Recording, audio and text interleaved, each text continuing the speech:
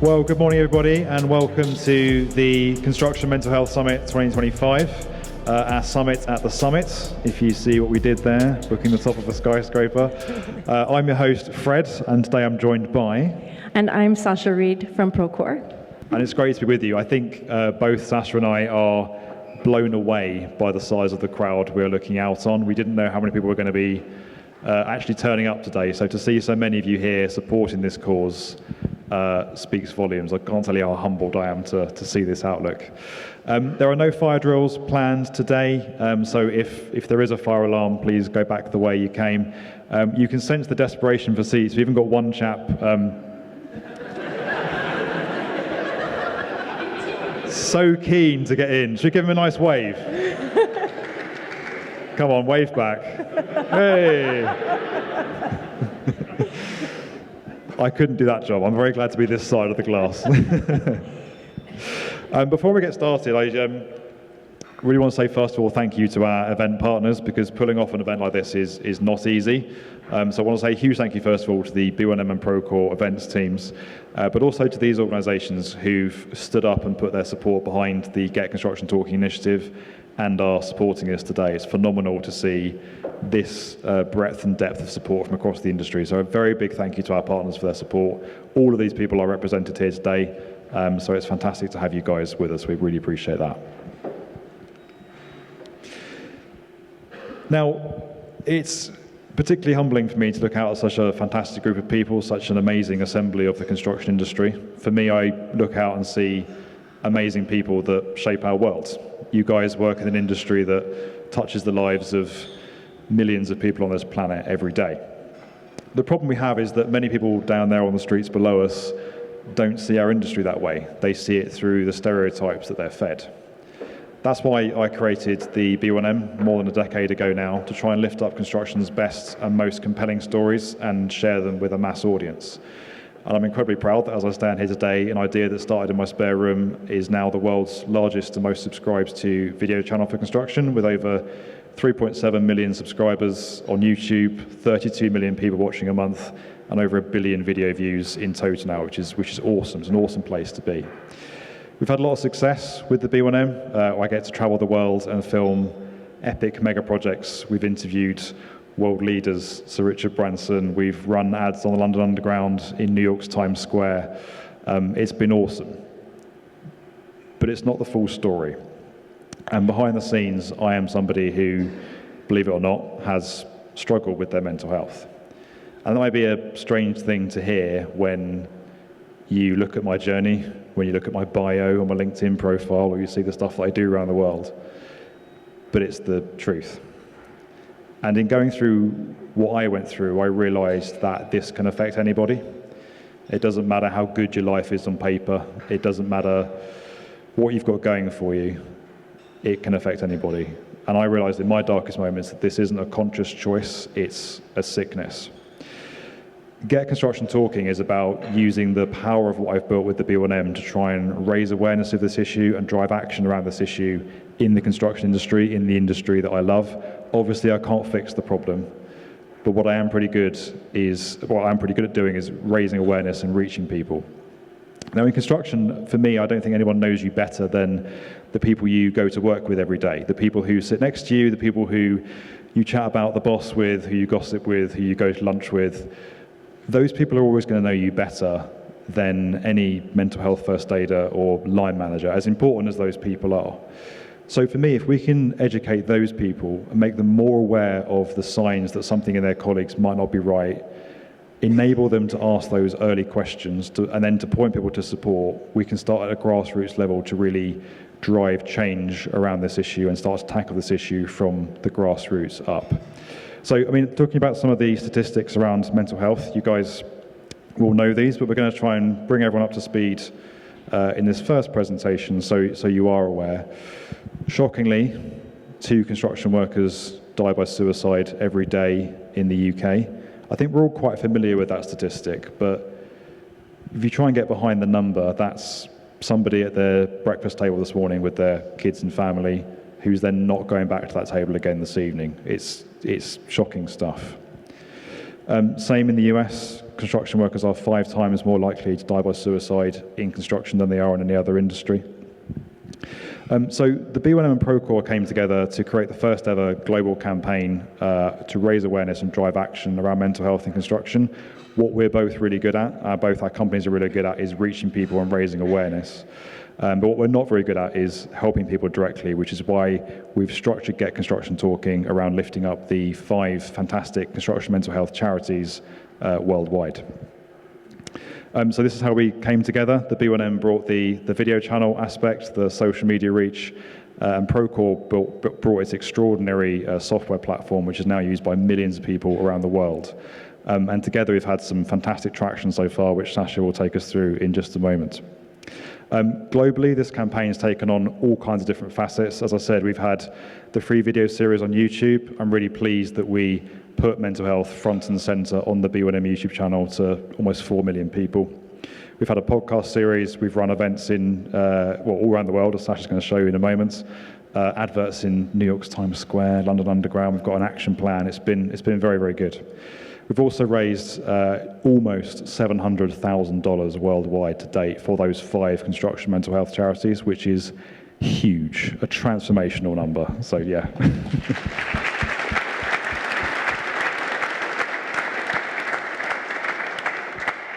And as I said, these are the charities we were supporting. I was very keen that we used Procore and the B1M to lift up and raise awareness of great charities, not step on their toes, not try to duplicate what they're doing.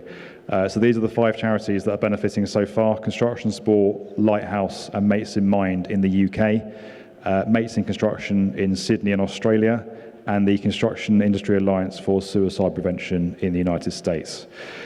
As we go through today, we're going to have some really good, productive conversations. Naturally, this can be quite a heavy topic, but I actually think we can have a really positive, inspiring conversation today about how we can change the industry. We have the means to do that in this room. We've got people represented from sites all the way through to boardrooms, all the way through to the Construction Leadership Council. So it should be a really productive morning. Thank you for listening to me. Thank you for turning up. I'm blown away by the numbers, and I'll pass it over to Sasha. Thank you.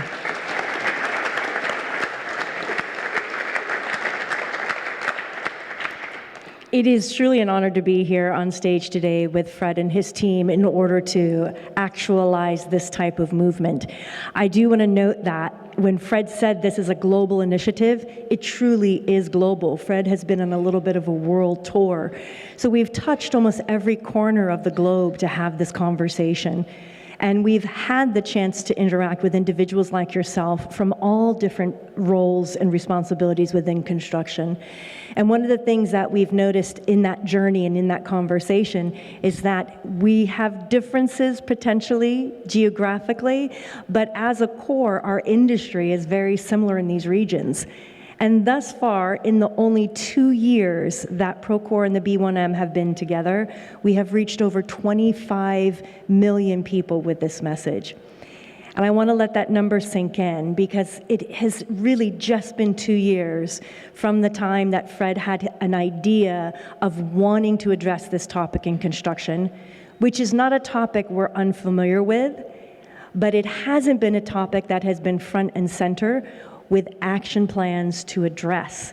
And so think about what that looks like when you have intention to partner to make a difference. In just 2 years, we've been able to have this amount of reach. And so when we think about this conversation and the topics of what are the key factors in construction that make this almost the perfect storm of conditions? And one of the good things by what you see here is these are consistent country to country, region to region, geo to geo. So it means that there's something about our industry and construction as the way it's structured today and the way it functions that creates a unique stressor on the individual who's doing that work. So we look at the long hours, we look at the harsh travel schedules, we look at the strain and pressure that comes from increasing demands from a global economy with owners who are developers who are trying to increase their ability to go to market and profit. But at the end of the day, these are also key markers that each of us who are leaders in this industry can focus on to make that change. So although we've identified what those key things are that may be creating the challenge we're experiencing and this mental health crisis, the reason we're optimistic is it also means we're not in the dark. We know what we can look at and change. So when we think about this in terms of change, we want to make sure it's very clear this is not just up to governmental bodies and agencies to create regulations that stem the tide of what we're experiencing today or force a change. There's actually something each and every single one of you in this room has the power to do, which Fred and I genuinely believe has the ability to change this industry for good. And so what are those things? I don't know if you happened to notice when you were coming up the stairs, but there were lists of them on the stairs as a reminder. Biggest thing you can do, check in with those who you work with on the regular. Mostly you'll know and understand when they're having a good day and when they're having a bad day. When I'm managing a team, they know when I'm having a bad day. Check in on those that you work with. And when you check in, don't just say, hey, mate, how are you going? How are you doing? And take the first response. Most of us don't want to burden others with our own issues. That's normal. But if you stop and say, no, I really want to know, how are you doing? You've just opened the door and given permission for an exchange that may be exactly what that individual needed at that exact moment. So there's something that each and every single one of us in this room can do. We have the action plan that Fred mentioned earlier. So you can download this action plan and look at it from both your individual ability to take action, as well as from a leadership standpoint. How can you as a leadership team look at taking action within your company, within your projects, or within that supply chain that you have control or influence over? So these are just some of the ways where you individually can get involved. The last piece here is, as Fred was mentioning, the ability to donate. The nonprofits that we selected in each region are purpose-built for construction. So these aren't generic mental health resources that don't address our specific needs. These are actually purpose-built for construction, which means everything from the volunteers to the executive directors to the data analysts are researching our industry. They're stepping back from our reality in order to create insights, data, tools, resources, along with what the Get Construction Talking has created with the action plan. Those dollars donated go directly to those nonprofits around the world. I want to say that one of the things that has been most exciting to see are two. One, some of the general contractors who have stepped up to make those donations, Gardner Builders being one of them. But probably more impressive to me is if you go to where that link directs you and you click through some of those donations, they're 10 pounds, 20 pounds. So they're individuals like you and myself who are in this industry who feel so passionate that they've chosen to donate. And some of them are monthly. We've never set this up with that intention. We never had any explicit call to action around that. But it's really, to us, signaled how important this conversation is to the industry and how much the industry was waiting for a united conversation. So with that, Fred, I'll turn it back over to you. Can I just say, before Sasha leaves the stage, how much of a privilege it is to share a platform with you. First of all, as an American, just after we've won the Ryder Cup, which is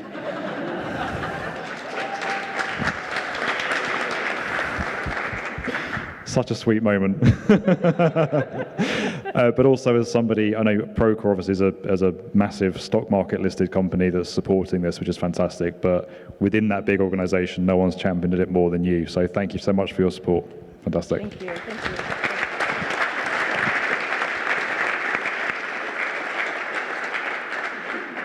I wondered how I was going to get the Ryder Cup gag in there, but I did, which is good. So as I say, we're going to be kicking off with 2 panel discussions today. The first one is labour voices. So we want to hear really what's happening on the ground in construction. And the idea of this summit is to hear everyone's voice under one tent, under one roof. Quite literally, we went for the best roof in London.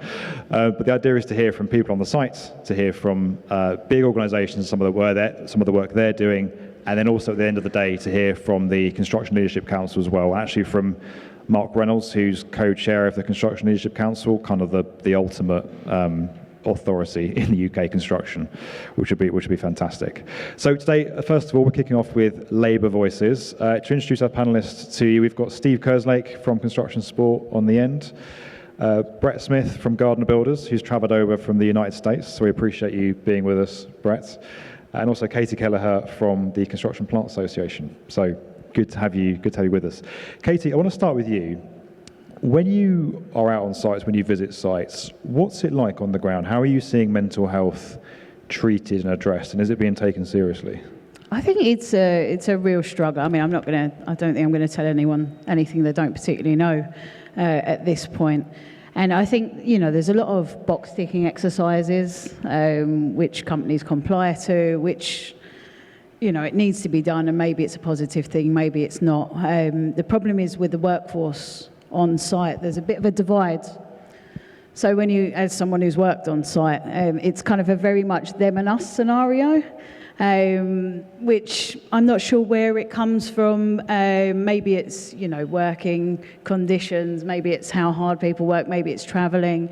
But I think they just feel generally very misunderstood in what they do day to day and not very well listened to. So I always say the workforce is kind of the unheard voice of the construction site, and it is, and Get Construction Talking is brilliant, and we are encouraging people to talk to each other, but we need companies, we need tier ones, we need tier twos to take a little bit more interest and understand about the pressures that they're putting on top of these people. A lot of people's mental health, as you know, on a day-to-day basis is influenced by what happens at work. And we spend most of our time at work. We spend far more time there than we do at home usually, especially, working on site, I was doing 70-hour weeks, so I was definitely spending a lot more time on site than I was at home. And it can be really small things that influence your day-to-day. So just, for instance, once I didn't have a toilet, so I was sharing a toilet with some welders, but every day I dreaded going into work. Every day I sat in my crane thinking, oh God, how long have I got to hold it for? I only want to go like once or twice today. Trying to time it, trying not to drink enough water so I wouldn't have to use the toilets. And it's these little things that can make a big impact on people's lives. And we all know that, there are external influences that influence how people are in day-to-day work. But if we can make the workforce's life a little bit better during that day-to-day, during those, 12 hours, 10 hours, whatever it is, if we just think a little bit more, if we act a little bit more, if we just try a little bit harder. We're talking about these site pressures and pushing people, and that's the reality of it. The reality is, to those people working on site, the project feels more important than they do. And that's where they're at. It's an interesting insight. It's difficult to hear, but an interesting insight. Thank you. Brett, you've joined us from the United States. Are you seeing a similar thing over there? What's been your experience of mental health, first of all, and what are you seeing on sites in America? Thank you. Good morning, everybody. For me, I'm like many. I have my own lived experience personally. I was a young man and very close to having taken my own life. Having considered suicide myself, just at a loss, having followed an injury that I live with today, the loss of my right hand, in terms of functional use. That made me, though, today who I am. And having entered into construction somewhere around 2011, I now have that number of years in it, and see on the face of men and women both, certainly men especially, the same sort of mask that I wear myself. I'm able, among the best of them, to put on a good face every day. And I still deal with a lot of what had triggered that want and that desire long ago, but certainly have overcome it. I'm proud to have overcome that. But in construction, I think it's ingrained in us as construction workers, maybe particularly stubbornly as men, to put on that good face, to always remain a champion of what we do and the skill or trade that we own. And we talk about vulnerability. I talk about vulnerability. I'm able to do it relatively easily because I believe in it. And you have others that will tell you they believe in it too and willing to support that cause. And there are a number of things we can talk about that we're trying to do at Gardner to affect positive change within our industry. But saying these things is, while not intentionally lip service, very, very difficult to put into action. So we say a lot of good things and we wear our hearts on our sleeves, no matter how tough we might be, because we want to support one another. We want to hold each other up. We've got each other's back, and we all stand very true to that, and yet we really let each other down time and time again, just because we're so deeply rooted in what we know. And what we know is generational to some degree in construction, generational. There are generations being represented among the trades, welders particularly, those who take on pipeline construction and inspection. That's the world I come from prior to my career now in commercial building.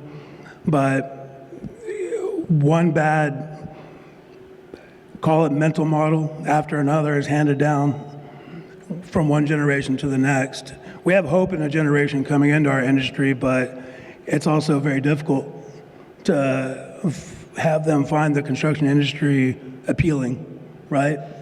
Because they see in us these hard-headed types that just don't seem to quite get it.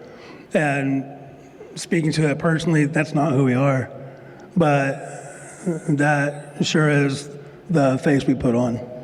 Absolutely. I think that speaks to a really important point about the skills crisis in construction. For me, this is the mental health issue is a fundamental block in how we change this industry. It's not a side issue. It's not a thing you should be seen to be doing that looks good on World Mental Health Day. It's something that's going to help you build and retain a workforce. And an industry that is struggling with a skills crisis, that's absolutely critical. So for me, this isn't a side issue. This is the issue that we need to deal with if we're going to deal with any other stuff.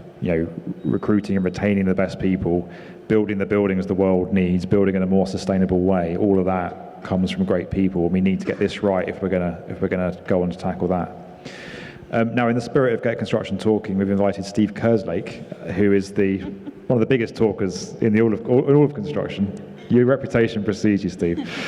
But in all seriousness, you're doing some fantastic work with construction sport. You get to travel around the industry quite a bit and see this up close on sites at the coalface for real. Do you think enough's being done to tackle this issue today? No. I'm shy, you know that. Because it took you so much to give a one-word answer. Mic drop. Could you expand? Yeah, I see it. My background's groundworks, civil engineering, not an engineer by trade. I've got my CSCS labourer card still after 20 years. That's another question. But yeah, I've started from block paving driveways to HS2 Crossrail, some of the high infrastructure projects in London. And we've been kind of round anything we can walk on, quite rightly now, pretty much any site. Me and Brett here actually did it yesterday, didn't we? Walk on the site. Next thing we know, it's actually Formula One's HQ now, we found out, didn't we? In the pleasure of construction and sport. I'm able to go into any site in the UK. I pretty much will dare anyone to dare me to get on it, and I'll get on it. We'll find a way on there, and we'll speak to the people because they relate to us and we're connected to them. We've got to this platform where we are now purely from speaking openly and very honestly and quite loudly about the sector. But everyone may say I come across loud or provocative or whatever you think it comes across. I'm only echoing what's being said on the ground of the sector, and I'm probably playing it down in a way. There is so much anger in the industry from they don't care about us. We're just the boots on the ground. We're the blue collar workers. The powers that be, they are just what they are. And we've been on sites yesterday, so over the last few months, we're on sites every week. And you can see it firsthand. The problems that people are going through aren't just construction problems. They're just moral, social problems. Like Kate mentioned the toilets. I know a project, a few people in here, a main contracting job in London was shut down last month for a few days because the toilets weren't bolted to the floor, they were on their side. Like, the toilets aren't even humanly plumbed in in a humane way. The level of respect there is for the people on the ground is they will just get on with it. And that will always change until people realise the mental cost of that on the workforce, and until the powers that be realise that this subject is worth investing in. There's still, to this day, we've got the likes of, I'll call them out because it is what it is, Balfour Beatty have put millions into AI technology, and they've publicly invested into them. Everybody knows about it. The industry to date, from the Leadership Council, Mr. Reynolds will let you know, I'm sure he might not say it because he might be a bit embarrassed to, they've invested zero into mental health in construction from a leadership perspective. Nobody, apart from ourselves, Fred, you're quite easily flying the flag with this, has invested into this subject. There is multi-millions of pounds has gone into, say, mental health first aid, but there's also the power of ChatGPT now. I can show you multiple survey reports and research programs that are saying it hasn't worked. It's very much the definition of insanity when you keep on trying the same thing. And I know Luke here as well from Ardmore, we spoke about last week how there's nothing measurable. We can't measure against anything. We've been throwing stuff at this for the last 10 years, but no one's going, right, how do we look at this year and compare to last year? Oh, we've actually got nothing to look at.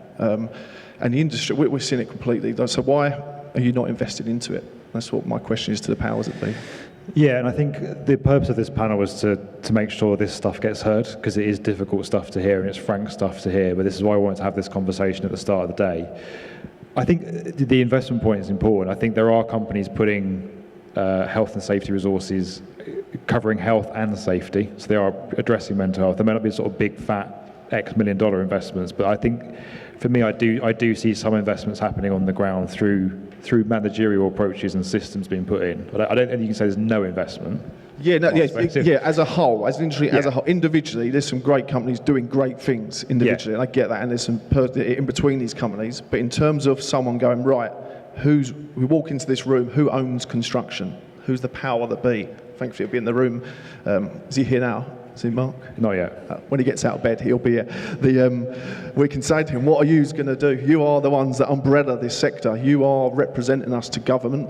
You are the leader. You are the voice for us. We need you to go, right, I'm going to bring everybody in below the table that he sits in. I'm going to pull in this CEO, this CEO, this CEO, and we are going to commit X amount of money to solving out. Because there's people in this room, I know, Luke especially, that know the science behind this, have studied it, and they've got the research that proves it, what is measurable. We need leadership that will say, these people, we're going to bring a team together and we're going to deliver answers because we need it, and we're not getting that at the moment. Yeah, and I think the points you're touching on are emotive naturally, and I think people will know there's quite a bit of debate around this in the industry, but at the end of the day, we all want the same thing. We're all on the same team, same industry, want the same goal. It's the debate about how we get there, isn't it? Which I think is why today is so important. Katie, if there was one thing you could change tomorrow, this is a big question, to make a difference in construction on mental health, what would it be? It'd be to listen. We don't listen. We don't ask, how often do we sit down with our workforce and go, what are the problems? What are we struggling with? Could we do things? But look, there's only certain things we can change. We can't change people's homes lives, but maybe we can impact them by making their working lives better. You know, we hear about marriages breaking down. We hear about people who are working away for weeks at a time because they have to be. So are there things that we can do as an industry to make that a little bit easier, to try and save their marriages, to try and make sure they can see their kids in a play, to try and make sure they can drop their child off at school, pick them up on an evening? And we don't do these things because they're too hard. So these things tend to fall in the too hard box. It's too hard for flexible working. You know, how do we have a flexible crane operator? Could we split the shifts? Why can't we split the shifts? We don't do it. And I always thought, as a crane operator, if I had a child, like, what would I do with it? What would I do with it? Who would look after this while I went to work? And, you know, and honestly, I haven't even got the answer to that. And, you know, and you're thinking about husbands and things like that, and they haven't got the time. And if my life changed and if I need to look after my parents and things, how would I step away from what I'm doing to do this. And we're losing so many people by not listening, by not caring, and I'm going to say not caring enough. We want to care, we want to do the best, but when it falls into that too hard box, we don't care enough. Could we be better for our people? Could we listen more? Could we take advice? Could we be a little bit more flexible? Could we think outside the box? And you're on about the skills crisis. This is the only way we're going to attract new people.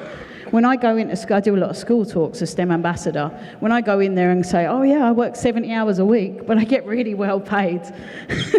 The kids, they're not that impressed. They're really not that impressed.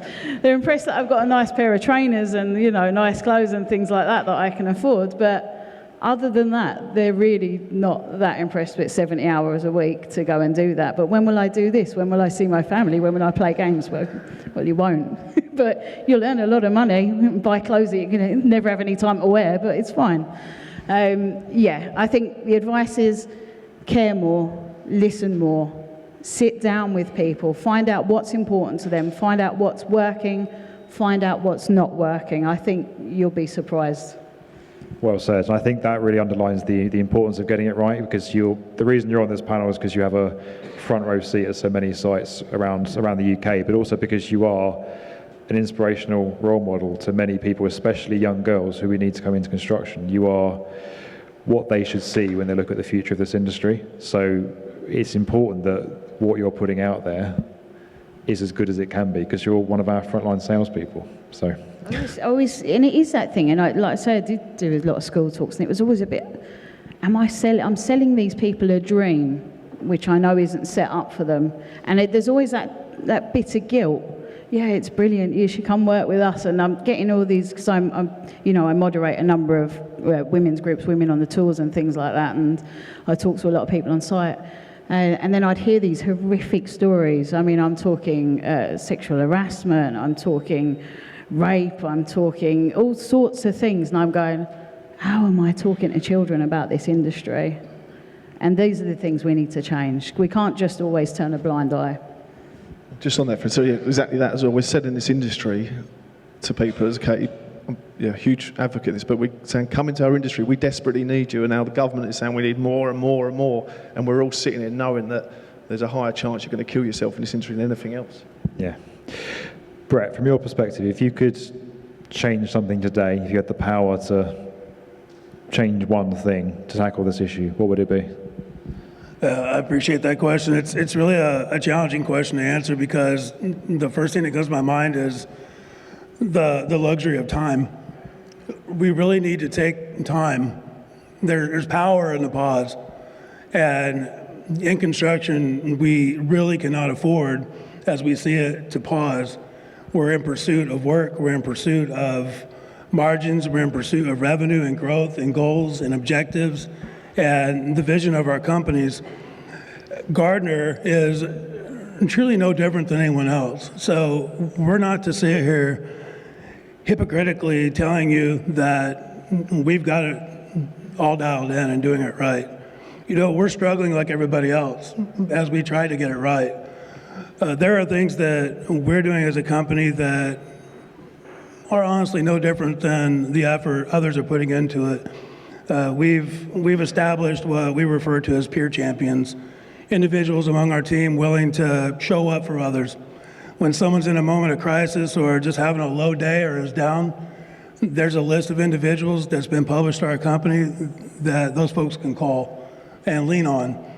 It's small, it's subtle, and it may not be used much, but if it helps even one person, then that's work well done. We are adopting and introducing next month a program in the States called Sobrinth.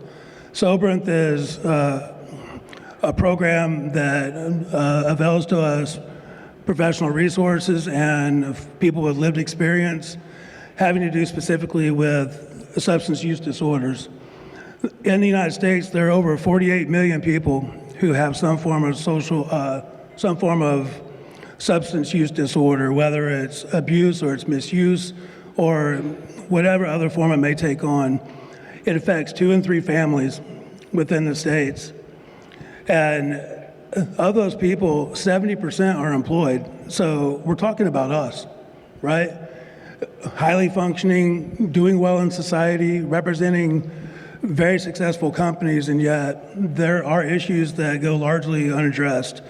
We look at substance misuse as maybe a necessary evil among construction, right? It's the way that after working 70 hours a week, we cope, we wind down, we detach, we self-medicate.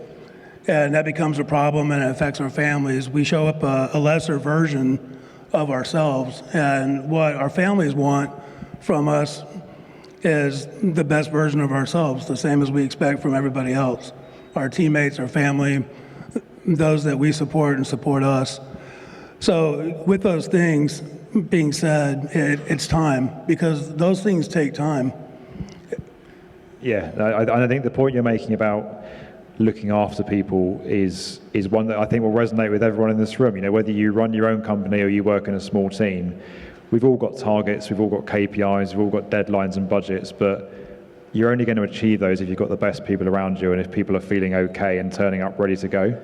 Trying to do it with people who are worn out, tired, battling mental health problems is hiding to nothing. So looking after people shouldn't be an afterthought after program, budget, timeline. It should be our first thought. So I think it's a really good point, Brett. Steve, if you were in charge of construction tomorrow, what would you do?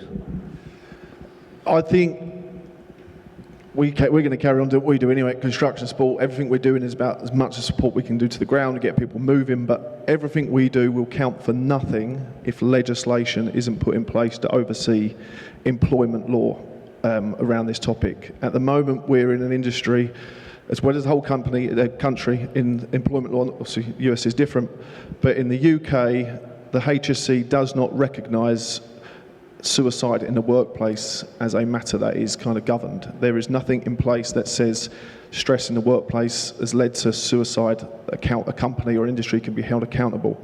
It's on the HSC's website. It's quite easy to find. When someone takes their own life, it's dealt with as a personal issue and not a workplace issue. Now, our industry has shouted for 10 years that long working hours, working away from home, driving programs, all these stresses that go towards our natural health is lead us to be, and we recognise as industry, this is why our industry is the worst for it.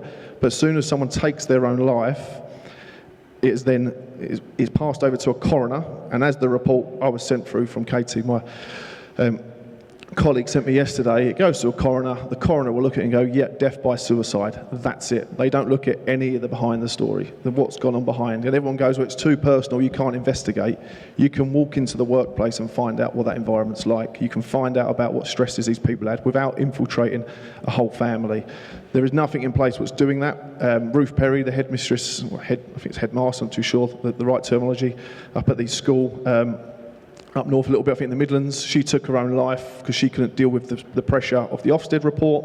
She left it in a note to say she couldn't face the families that she was letting down because of it. So she took her own life off the back of that. That got pushed massively. I think her sister's in the law side of thing, but the lady that headed up the inquest from a law perspective of it as well was a lady called Professor Sarah Waters. I've personally, fortunately, spoken to her multiple times now. She is pushing for riddles to take into account suicide. We have construction workers taking their lives within metres from these doors over the last 2 to 3 years, and they've done it on the job in front of their whole workforce, and it goes down as a personal issue. There's people out in Essex where I live who've taken their own life in front of their whole workforce. They've been bullied on jobs. There's email chains that I've seen and I've been sent what shows they have been pressured and bullied. They've taken their own life. That manager's been repositioned to another job. That person's death goes down to suicide on a personal situation. It doesn't get investigated.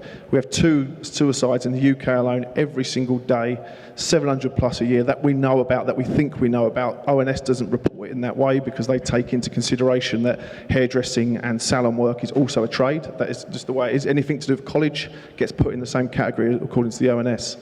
That all goes into that. So we have hundreds, if not thousands, especially over the last 10 years, of suicides that have happened from our industry, and not one of them has been investigated. I was fortunate enough to ask the guy who worked for the HSC, a few people in the room were present with me at the time, and I said, tell me how many reports from the coroner has come back has been, questions have gone back to find out about why this has happened.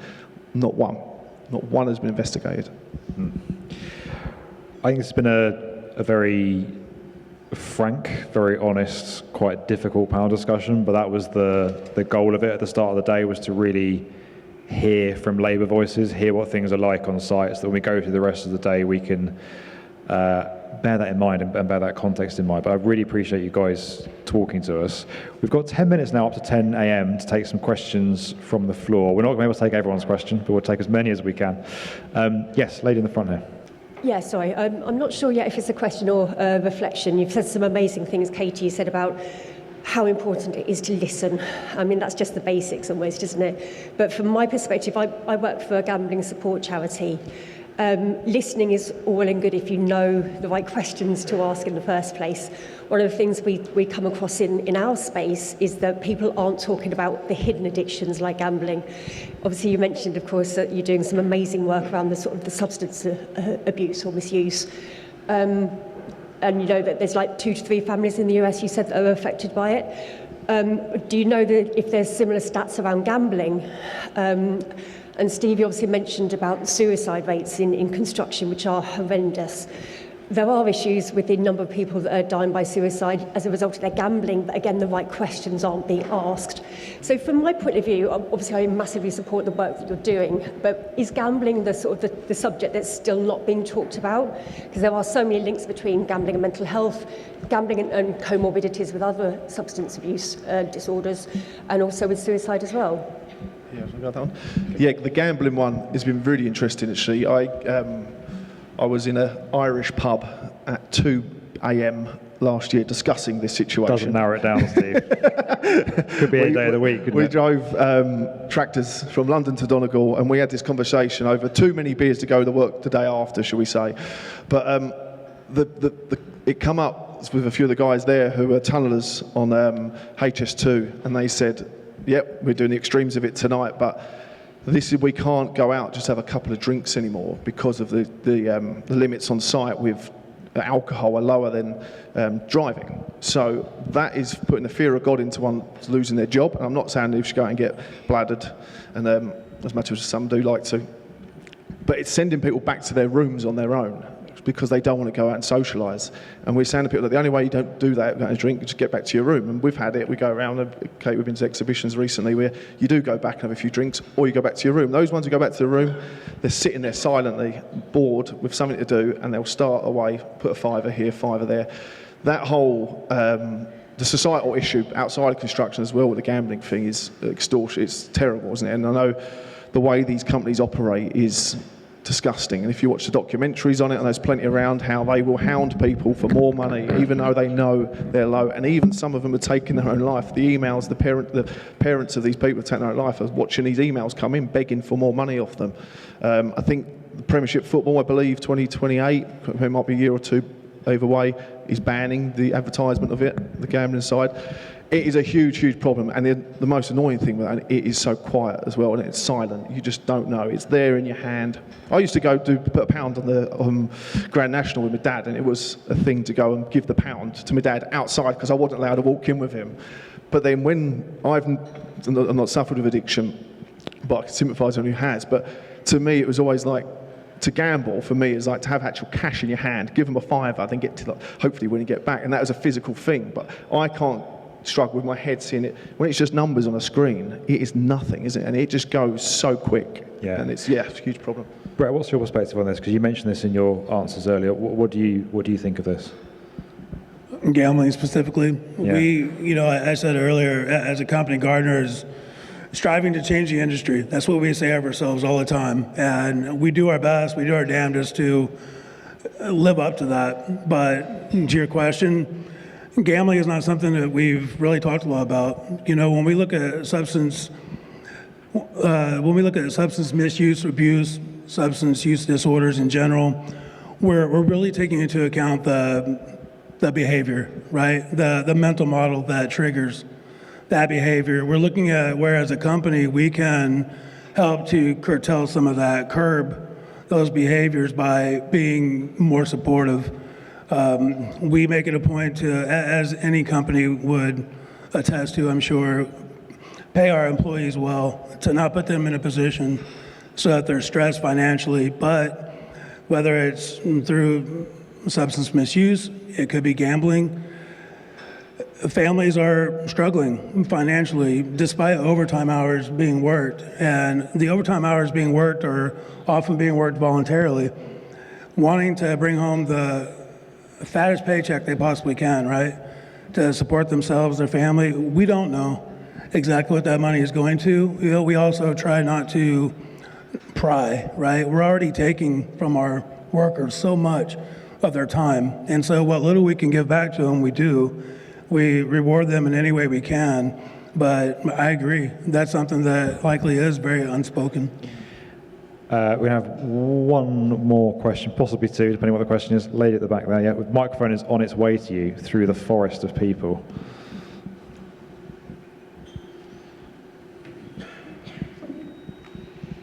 Thank you. Steve, you mentioned that you needed research to help inform what could work to address some of the problems you've described, but I just wondered what the panel would like to see in terms of research, because myself and my colleague here have a grant to look at suicide in the construction industry, but we'd love to hear what the industry would like to see in terms of the findings that would help.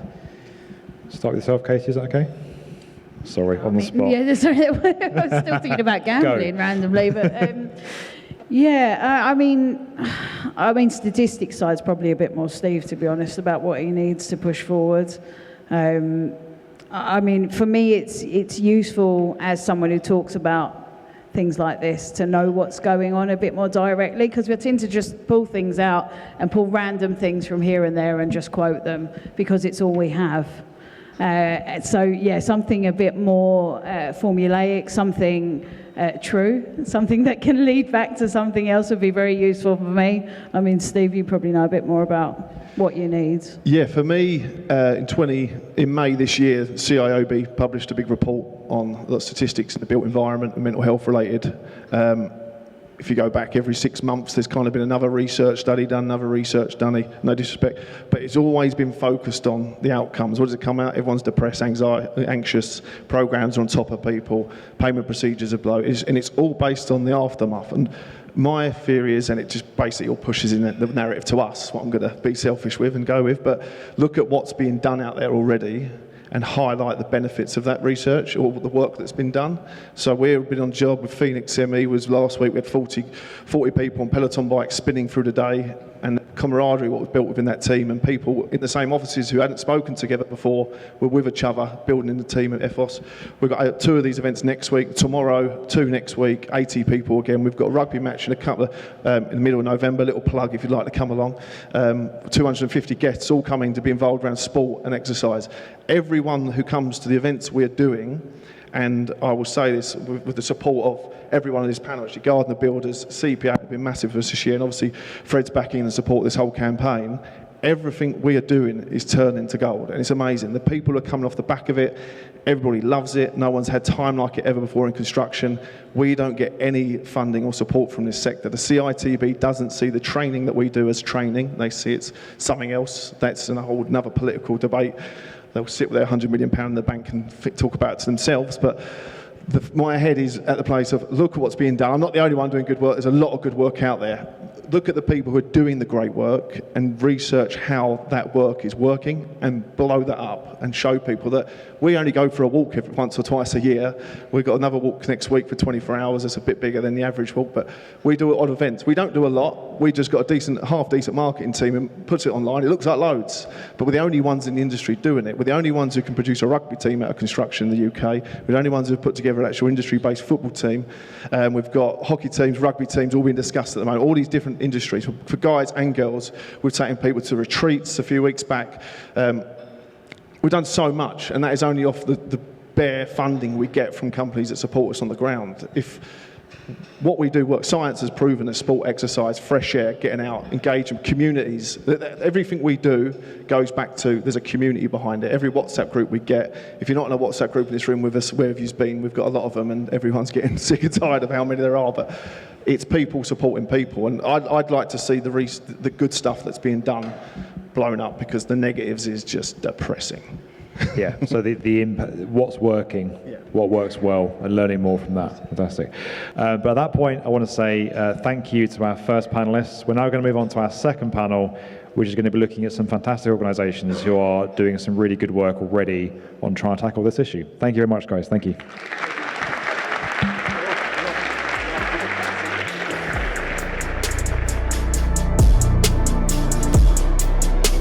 One of the things that Fred and I and the team discussed as we were looking at this conference was how important it was to have two perspectives in this conversation, and I think the first panel highlighted why that is. One, we wanted to give voice to the laborers, so those who are at the coalface or at the tip of the spear of some of these topics and are most impacted, and making sure that their voice was front and center was really important. But a fast follow, we knew, which would be incredibly important as well, was, well, what does this mean from a legislation position, from a client, tier one client, from a business perspective, and how are we taking what we've heard and turning this into action? And that's really what we wanted to focus on today. I think there were some great narratives that were shared in the first panel, and some of that may be answered here today. But I want to give a quick, brief introduction for the panelists who have traveled to join me on the stage. To my immediate left is Samantha Downey, who is the Managing Director for Mates in Mind. Then we have Elle Smith, who is works with the Strategic Estates for UK Parliament. Peter Tataishi, who is the CEO of the Associated General Contractors of California. And then finally, Rob Cheeseman, who is the Head of Health for Balfour Beatty. Welcome to our panelists for being here. Thank you for joining us. One of the reasons why we thought this conversation was important, and I want to make sure if there are certain things of the conversation that happened prior, this is not set in stone, so if there are certain things you want to address, please feel free to do so as well. But Elle, I'd love to start with you because it has been called out in this case as a tier one client working through the UK Parliament. What have you seen within your role and within your scope of influence start to create changes? And where should we be looking for signs of change within that private-public sector relationship? Thank you. Yeah. So my role is kind of an intelligent client model working directly for the House of Commons. Just so Steve is aware, I don't have any influence on the politicians, so I can't fix that stuff. But what we are doing is we recognise that at Parliament, as you can imagine, our work's very restricted. We have to do a lot of work out of hours, and the research shown that that has such a huge impact on the people doing the work. So we are trying to develop a thing called the considerate client model, stolen a little bit from considerate constructors. And we're looking at what we can do to really make a difference. You know, the tight schedules that you've got come from a demanding client. The late payment often comes from a client who's not paying on time. The pressure that we put on the operatives tends to come from the client and them or the tier ones maybe not being able to talk directly to the client and challenge them, saying that's not realistic, that's not achievable. So some of the things we are doing are trying to mandate having a mental health section in RAMs, so saying works cannot start until we see that in your RAMs you are considering the impact of this work on your operatives, predominantly around working at night and things like that. We're also making sure that if there is an incident on site, people ask the question, was that person okay? Were they going through anything at home that might have impacted them and led to this incident? Often it's very much blame, how could they do this? But someone who's been doing a job for 20 years doesn't one day just change what they're doing and make a mistake. There might be something else going on. So trying to remove that blame culture and just think a bit wider, listen to people, think about what they're going through and think maybe something else is going on here. We're trying to start pre-construction wise as well. So we've just been through a big tender to create a new parliamentary framework. And within that, we had a question specifically on what are you going to do about mental health? What initiatives have you been doing? Have they worked? Show us they are not just tick box exercises. And then those that have been successful on the framework will join our already set up mental health steering group, where we bring all the contractors, all the supply chain together to work out what we can do collaboratively to make a difference on site. And something that's really, really close to my heart is what you were saying about feeling valued. And I see it in my day job that people just think that the magic fairies come overnight and fix whatever issue there was on site. There's no noise, no disruption, everything just gets done. But the people doing the work are incredible. I sit and I watch electricians do their job and I think, my God, I would never be able to do that, but wow, you are so impressive. And other people just tend to go, they're just doing their job. So we're trying to promote what the people at Parliament are doing, and we're looking to run out a LinkedIn series of people's favourite day at Parliament. They might have had a tricky meeting with an MP or something, but they can talk about that and talk about the job that they have done to show that we really care and we do really value them. So yeah, quite a lot of stuff going on, but it's something that we're really passionate about, and we hope that by being Parliament, we could start to be best practice in the industry for other construction clients. I think that deserves a round of applause.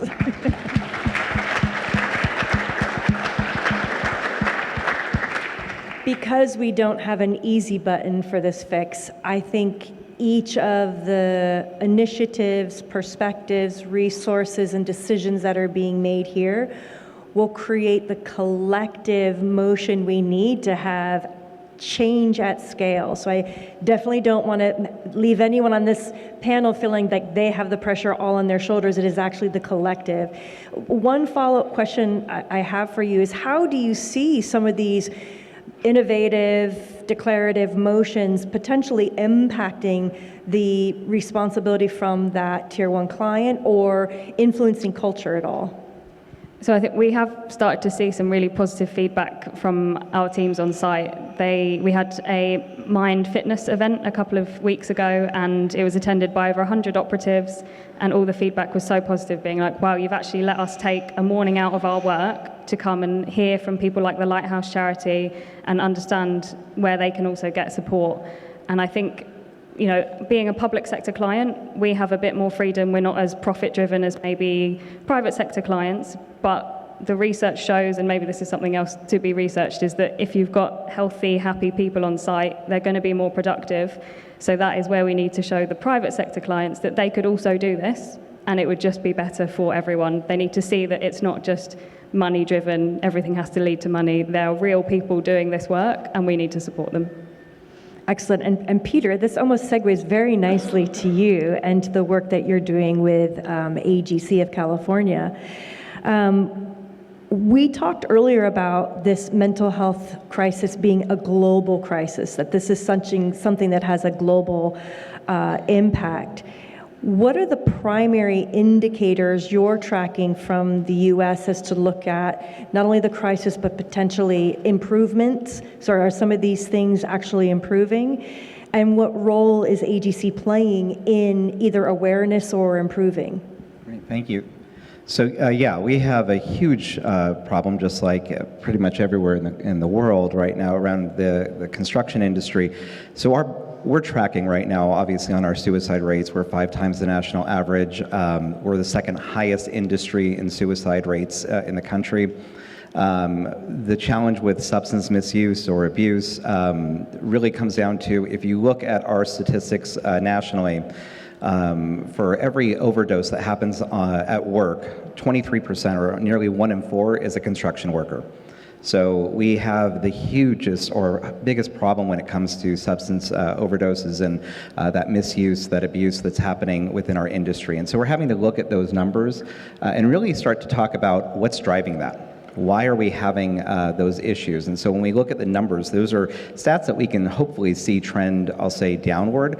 They started to, they came back up. And so really what we're talking about at AGC of California is, one, we do have to start talking about this more globally, and so we are doing more on that pause. We are issuing, at least in California right now, with our contractors, stand downs to pause the job site, to have conversations and issue moments where we are saying mental health matters, where we're sharing stories, where we're listening to our people, and making sure that we can engage there. We think that's an important start. It's not the end-all, be-all, but we know we have to engage in those conversations with our workers and make sure our job sites are addressing the idea that, our mental health is as important as our physical safety. They're one and the same.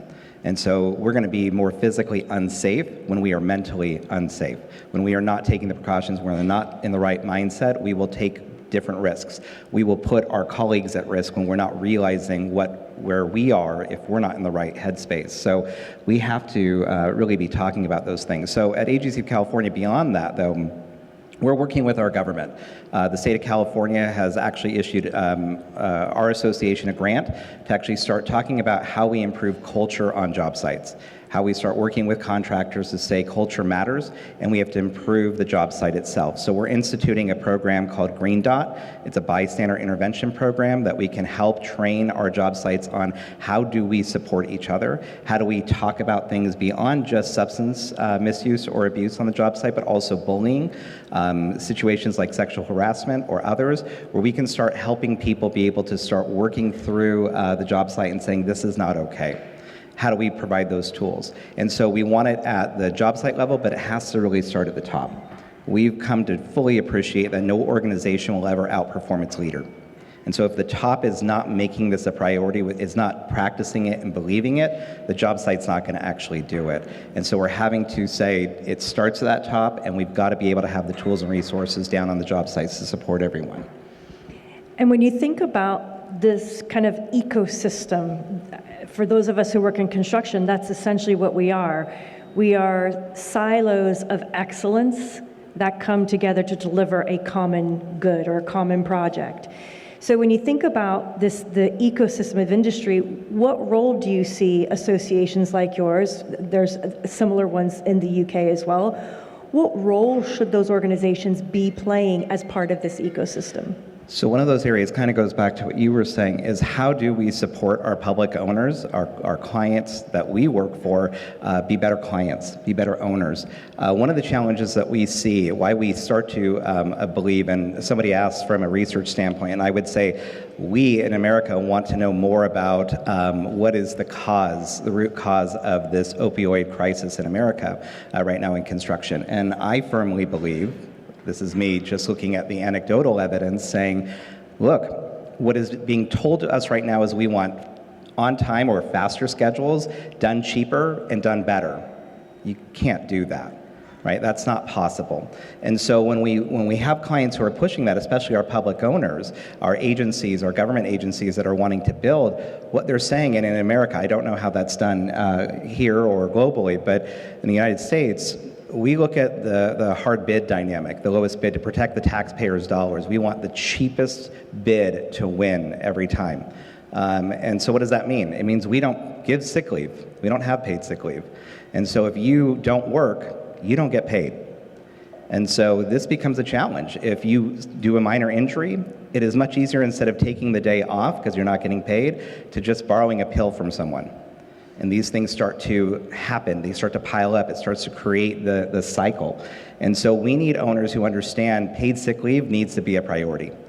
But if I'm the contractor who initiates that and says, I'm going to issue paid sick leave and I have to put that into my bid, I'm not going to win the bid. My people won't be working. And so we have this cycle that's going to continue to push that down. And so we have to start thinking from an owner standpoint, moving away from, at least in the United States, from a hard bid dynamic to what are the collaborative build dynamics or alternative delivery methods to get to best value so that everyone has ownership of the job site and the project. Not just we're going to put that onto the GC. They're going to hope, at least where we are, to make a 3 to 5% margin on this thing and hopefully make that, but get it at that cheapest price, which then pushes down, because then from our perspective, they see us and our people as a commodity, not as people who are doing great things for their community and building great projects. They're seeing all of our workers as just a commodity out there. And so we have to change that. And we need the support of our owners to help us in that process so that we as general contractors, when our associations are pushing on them to be better, actually can implement those types of policies that will make them be better owners, build better culture, support their employees better, and we need owners to support that as well. Sounds like the next step is an owners forum. Note to self, Fred. Okay. Rob, I definitely want to give you a chance to rebuttal what was said earlier on stage. But I want to start off by noting when I actually started my first role with Procore about 6 years ago, I noticed that there wasn't any educational content around mental health in construction. And I was well aware of the statistics, and I was well aware, coming from construction myself, of the environment, and was shocked that there wasn't a lot of information out there. But Balfour Beatty was one of the general contractors who is a global contractor who had already started to take those steps by creating resources, content, awareness, driving it all the way through the organization. So from your perspective, Balfour Beatty has been actively involved in this conversation for quite a long time. I wanted to ask you, what was it that brought your leadership together in alignment to have this as a core initiative, number one?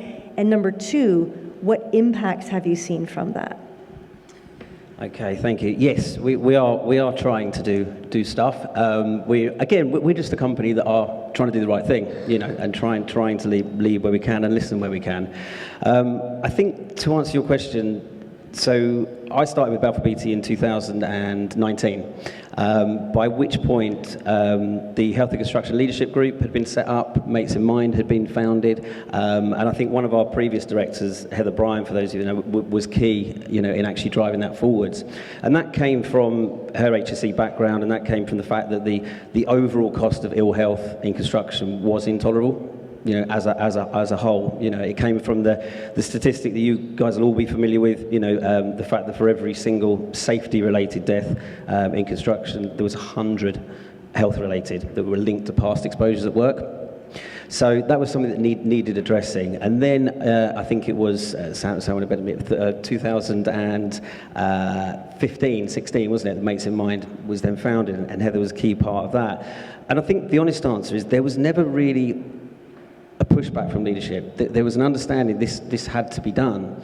There was a need to do, but the appetite was, what can we do? How do we go about this? Because it's not known, it's not talked about enough. So I think Balfour Beatty, like many people, started on that road with awareness initiatives that looked like mental health first aiders, that looked like peer supporters, a little bit of training, and fundamentally, as you go forwards, you start to put the pieces together and realise, in actual fact, that's not enough. That there's not enough being done there. Is that making a difference? Is that making an impact? And I think, really interested in the conversation this morning, and it brought me back to the fundamental challenge here we have is the awareness is brilliant. It needs more, of course it does. We've got some training out there. We've got loads and loads of initiatives out there in the industry. It's fantastic. But the fundamental building block we have is the way we set our people to work on a daily basis. That is where it all starts. Katie spoke about welfare. For me, you don't earn the right to talk about cool well-being stuff and initiatives and stuff if you haven't got the basics right. If you haven't got basic welfare in there, you do not pass go, as far as I'm concerned. You have to get that right, and that's a challenge for the whole industry, absolutely. And I wouldn't sit here and say that we're whiter than white on that. I'd like to think we are, but we don't always know. So I think those things in mind, we need to be mindful and realistic where we sit and where every company sits. And I think sometimes the headline grabbing stuff is much more interesting. It's much more sexy, isn't it, out there, stuff like that. We don't want to turn around and say, we haven't got basics right. We haven't got welfare. We haven't got solid welfare in place. We need to have that. We need to move forward with this. And I think where we've gone, if I can, in the last sort of probably only year, 18 months, is looked at more of a model that's understandable to the business and understand what they can do. Because we like I say, with mental health first aiders, with stuff, it's all, we've given you this, we've given you that. What can you do with this? Whereas the fundamental way we set people to work and the environments that we create are the biggest cause for concern and the biggest impactor. I sat down with a group of supervisors the other week. Our supervisor community is very important about Balfour Beatty, and we sat and we did a little exercise with them. We talked about internal and external factors that we could or couldn't influence in the workplace, and we went through all sorts of lifestyle things, from divorce to bereavement to all these sorts of things.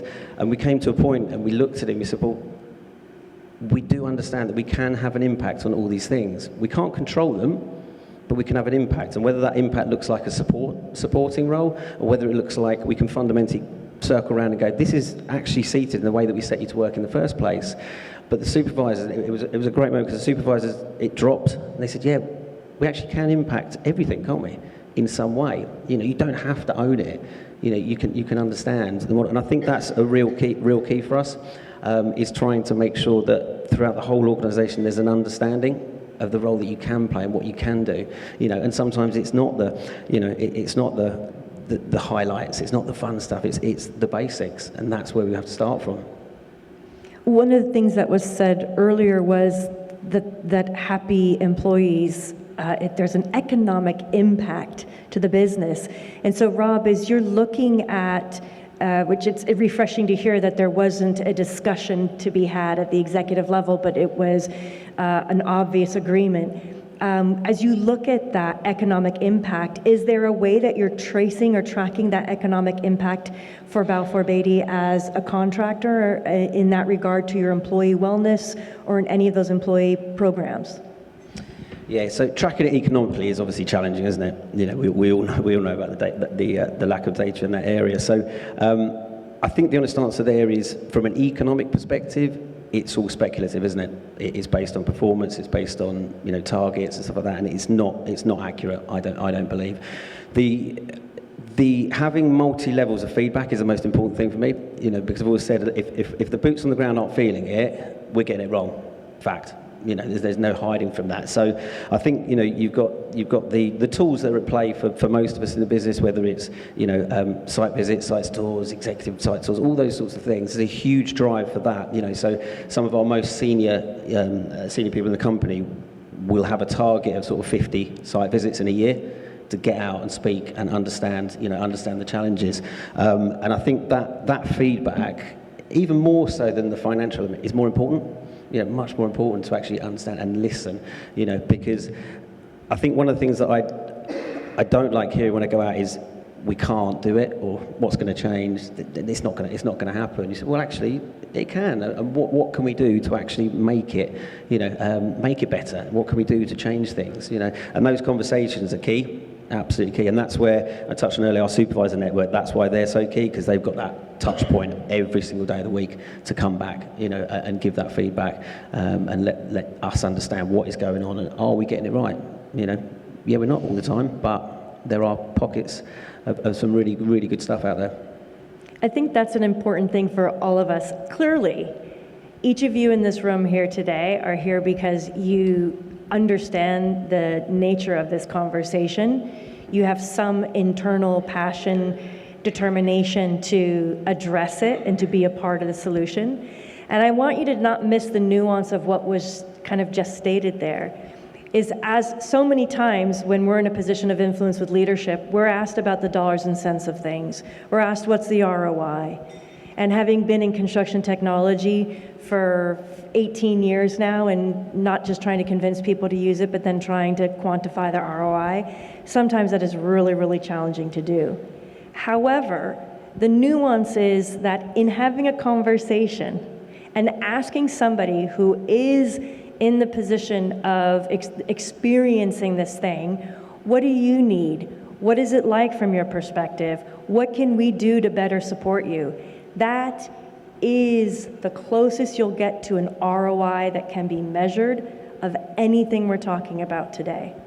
And so I want to make sure that we don't miss that nuance of sometimes we sit and lock ourselves in rooms as leaders to figure it out. And so many times we just need to get out of that gosh darn room and go speak to the people who we're trying to make change for. And so, Sam, I think this is the perfect place for you to come in. And as you're hearing the stories that were shared here on the stage and some of the insights of how change is being codified and actually delivered, what is your thought as you sit here thinking of the resources you're creating and some of the changes that you're instituting from a culture and data perspective? What are some of your reflections? I think that much of what we are talking about feels familiar, and I think that's both important and frustrating, because it does feel perhaps like we are not making change at the pace that we want to make it. But the confidence that I take is from the way that we set out to raise awareness as a sector, and the CIOB research, which Steve referenced, showed that that had increased from 20% to 77% awareness. So I think the raising awareness piece has been successful in many ways, but what we haven't seen is the improvement in mental health, and we haven't seen the improvement in suicide rates. In fact, we've seen people increase the frequency with which they're considering taking their own life. And that is, I think, a real pressure that those of us working in the sector to make change feel.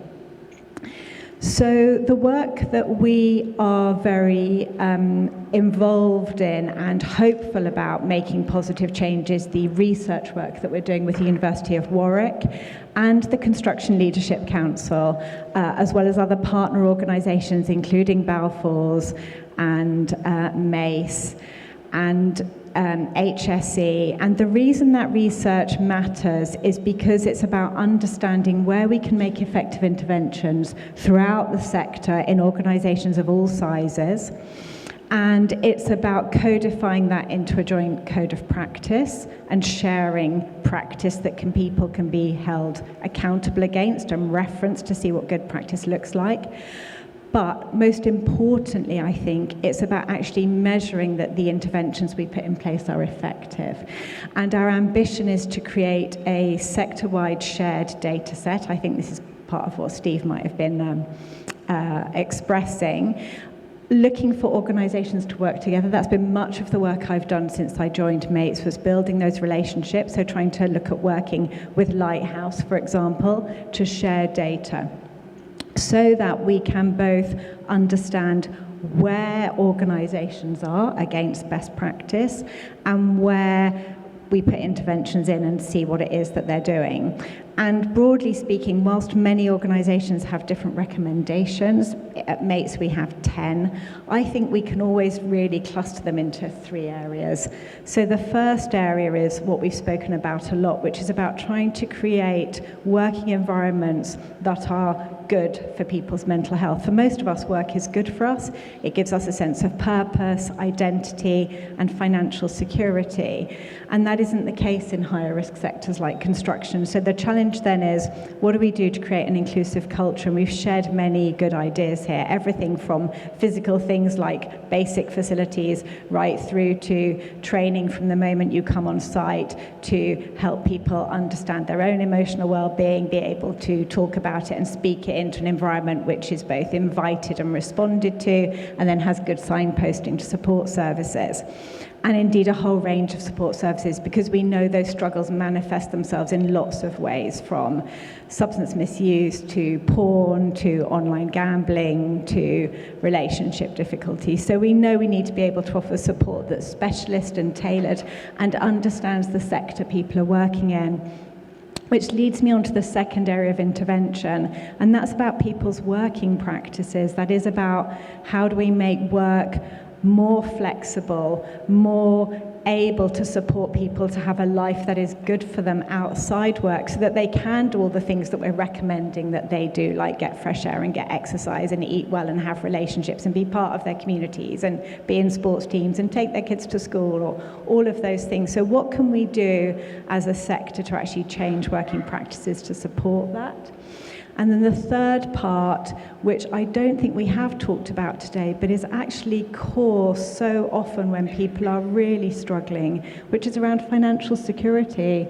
And I think if we are still talking about a sector in which people don't feel safe at a fundamental level to be able to pay their bills, keep a roof over their heads, feed their families, then people will not be able to make healthy choices in their life. They won't be able to make choices to take time off when they're unwell. They won't feel able to turn down the extra shift.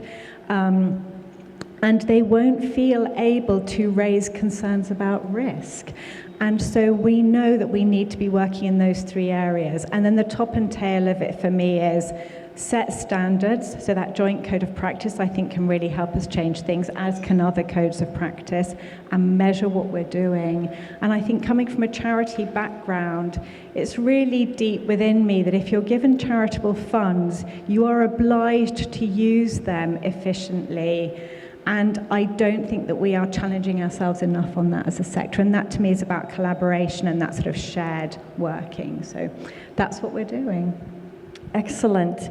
I think one of the things that's been most satisfying on this world tour that Fred and I have had a chance to be on together is hearing from leaders about the work that they're doing. And a lot of that information is now available on the getconstructiontalking.org website.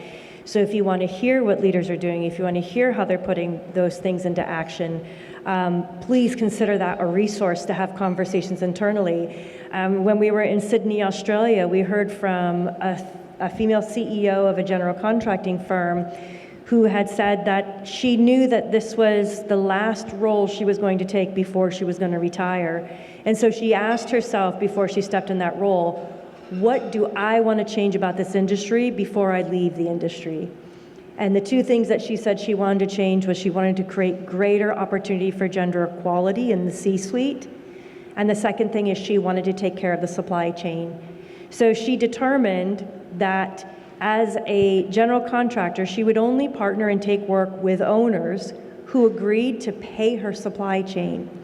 So typically, normally she would have a contingency of a line of credit that she would take out from the business against the project. And on this one project where she made this declaration coming into this role, she had $250,000 left over untouched from her line of credit, which her accountant at the time said was unheard of in construction.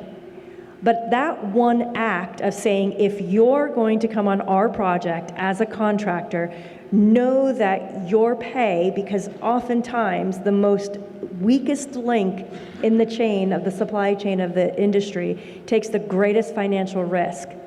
When that was taken off the table and they were told, we're going to support you, they had less sick leave, they had less downtime, they had less injuries. That is a direct impact to individuals' mental health. The next thing she did is she instituted a 5-day work week, that any owner that they had a project with would agree to a 5-day work week and that the schedule would have to maintain that 5-day work week. She went on record saying that she doesn't believe she could quantify how many marriages were saved, how many houses were put up for financial remortgaging in order to pay for the supplies, how that unintended consequence of just the economics of how our industry works had an amazing impact where she was able to measure it through absenteeism. But we don't really have the mechanisms to measure what that meant for the quality of that family. These were things that she as a CEO did and partnered with her local federal agencies to document. And it exists today. The case studies exist. And yet we will still have conversations with CEOs who say, it's impossible. You can't pay this. This is just how construction works. And what each of you here have shared are, nothing is impossible. It's a matter of how we want to pay attention and how we want to structure this. So the final question that I want to ask each of you is, what's one thing that you would offer each of the attendees who are here today as something to take away that they can take action on starting tomorrow? And I'll start with you, Sam. I'm going to go personal, actually, and I think it's really important that we behave to one another, particularly publicly, in the way that we want to see people experience working in the sector. I do not think we can credibly lead on mental health if we don't treat one another respectfully, supportively, inclusively, and I think we have to change that.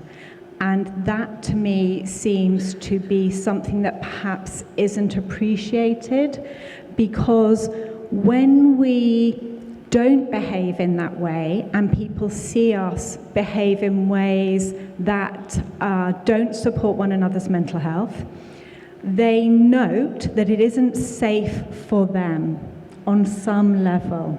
even if they laugh along. So I think it's really important that we start to think about how can we retain all that's good in our interactions, all the humour, all the connection that comes from banter, whilst at the same time making it safe for people to know that it is okay to be themselves and to be vulnerable when they're not in that interaction.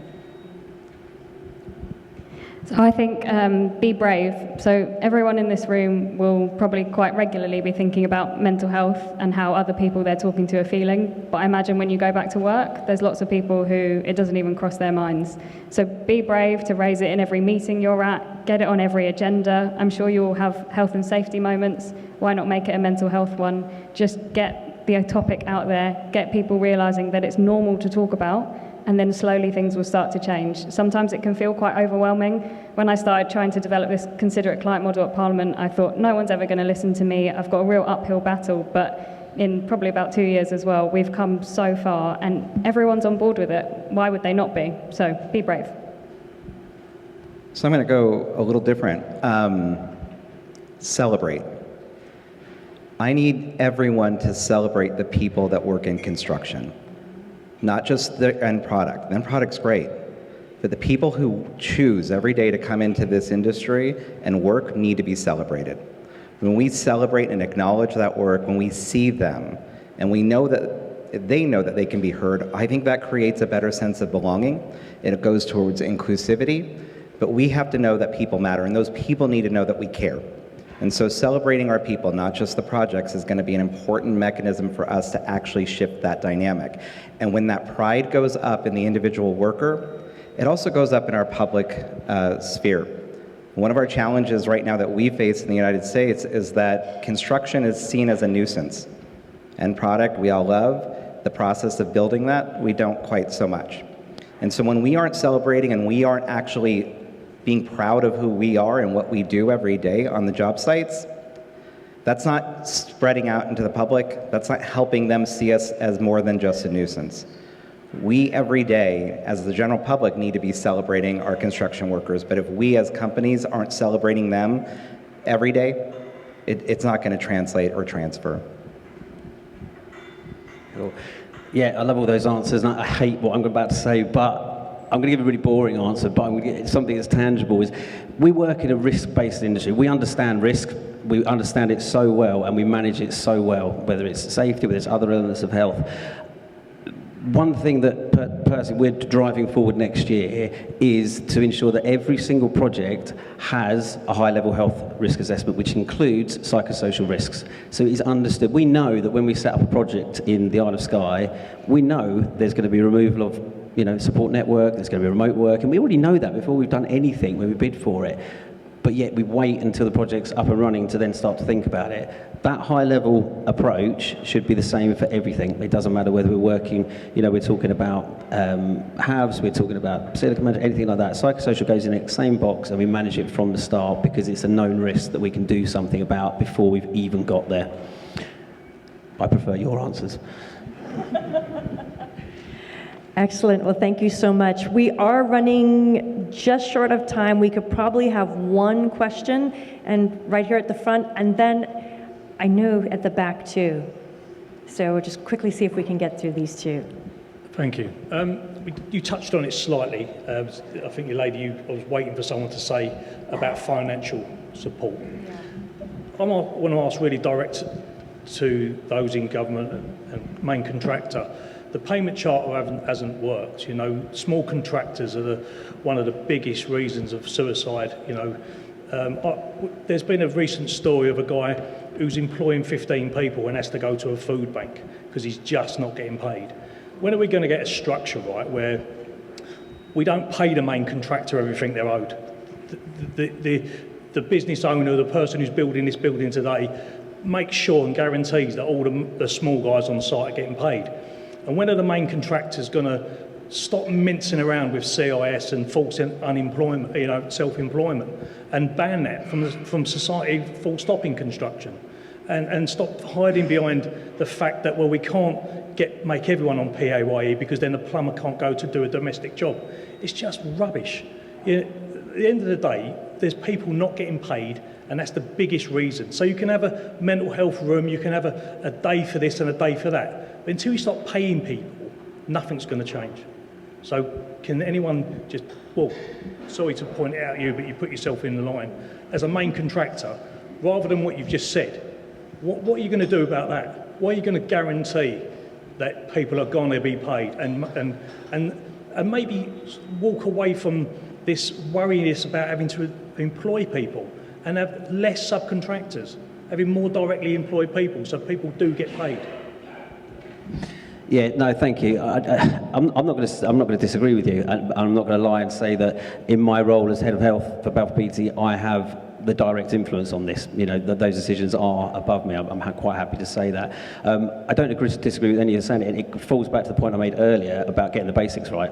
You know, financial falls in with the same with the welfare of the facilities, setting people to work. So, you know, I cannot disagree. And, you know, it might be something that comes up in the next discussion as well. But that there are fundamental changes that would completely impact and have a positive impact on that. So I'm on your side with it, you know, absolutely. But I can't offer you an answer and say this is what we're going to do because it does sit at a high level. But I think it's a joint thing between clients, it's tier ones, it's everyone to look at it. You know, because someone touched on it earlier. I can't remember who sort of said, you know, you start factoring stuff into your bid, you don't get the job. You know, so there has to be a wholesale change. It can't just be one person, you know, steps up, we're going to say, right, okay, this is unacceptable as an industry and this is how we're going to change it. I think it's just about guaranteeing people are going to be paid and stop the retention all the way down to the guy that's just done a little bit of maintenance work, you know. Just look at it logically, because all these things will never change.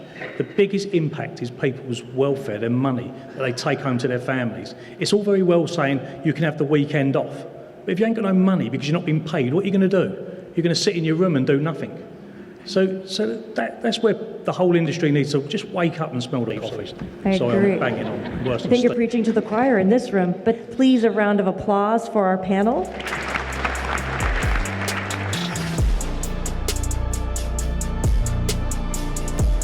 So this part of the conversation, I'm Sasha Reed, and this is my colleague Brett King, both at Procore. But more importantly, we both actually come from the construction industry and work on the technology side. Earlier this year, Procore produced a future state of construction report. And the reason why this report was created is we recognize that as a technology company, there's so many other parts and pieces to the industry and to doing what we're here today, which is talking about changing the industry. But really saying, if we're going to change the industry, maybe we should stop talking about where we are today. And we should start having conversations about what the future state will look like, whether or not we get out of our own way to get there. Interesting conversation, right? To say what that future state could look like. So let me give you a quick, brief synopsis and overview of what we're going to do today. So we're going to start off this conversation talking about that future state of construction. And we have two industry voices who will join us here on stage, industry experts, to give us an outside-in look at some of these challenges that we're experiencing and what that future state could look like. The focus of this workshop today will be on the future of workforce. The report itself actually talks about 4 key areas: the future of design, the future of decision-making, the future of productivity, and what we believe is the anchor to all of that is actually the future to the workforce and what that future state may look like. But before we get there, we want to take a step back and look at where we are today. And so to guide us to that conversation is going to be my colleague, Brett. Yeah, brilliant. Yeah, thanks, Sasha. I think we know we work in a great industry, but there's a lot of challenges too. But by 2040, the construction industry, global construction spend is going to grow to $22 trillion. So, but if we look at just in this region, like sustainability drivers, there's a huge opportunity, and like we only need to be able to build better, smarter, faster at the end of the day. But with all of that growth, there's obviously that same sort of accelerated risk. So we know we waste a huge amount of money on rework. A lot of our teams, we spend a load of time looking for information, we just can't find it. We're wasting time on those suboptimal tasks. And then 8 out of 10 companies, the reality is or we're just not confident in the data. So as a construction industry, we're collecting a load of data, but 8 out of 10 companies are not confident in the data that we're using it effectively. And then the last one there is that, so 75% of our projects are delayed due to supply chain and sort of labor shortage. We were just going over this session yesterday, and we were just looking at the stats, US versus UK, but 1/3 of our workforce is due to retire by 2036, and in the US, I think that's up to 56%, was it, Tasha? And work-life balance. So respondents on that actual report, so half of them were calling wanted a better work-life balance. But we're not going to get there unless we kind of tackle those productivity issues.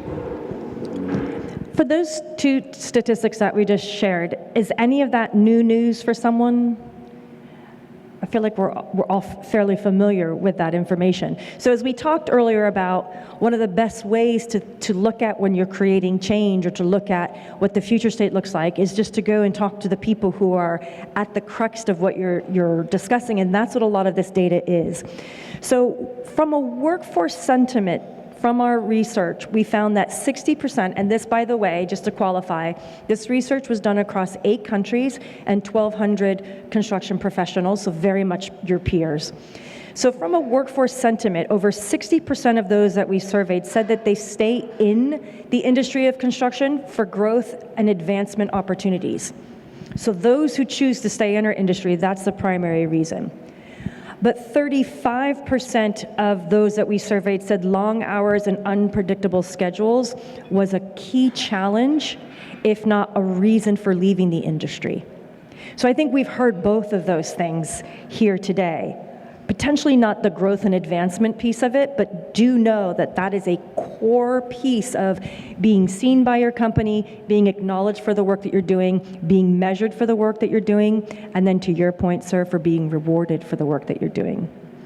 The other piece from the workforce sentiment was that 57% of those that we surveyed have mental health support systems, processes, and programs. I'd be curious to know if this next statistic surprises anyone, but only 26% of the construction workers that we surveyed are likely to seek that support. Does that surprise anyone, the delta between those two? He said because it's called mental health, it was called something else, maybe those numbers would be different. But this goes to the idea of this is where we are today. We have a really good snapshot of where we are today. And before we start to look at what that future state looks like, I want to actually bring up 2 industry voices here to give us a perspective on that. Yeah, brilliant.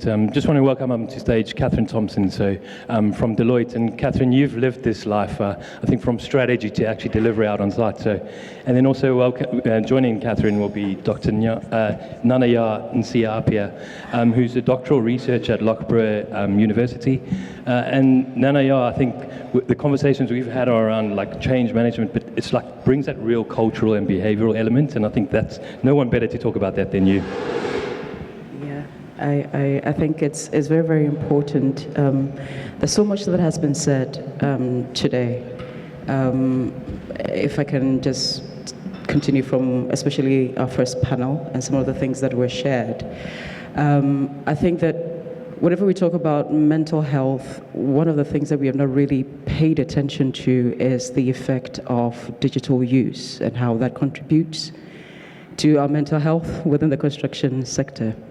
And that was one of the things that, even though was not a main focus of my research, ended up being one of the major focal points of it.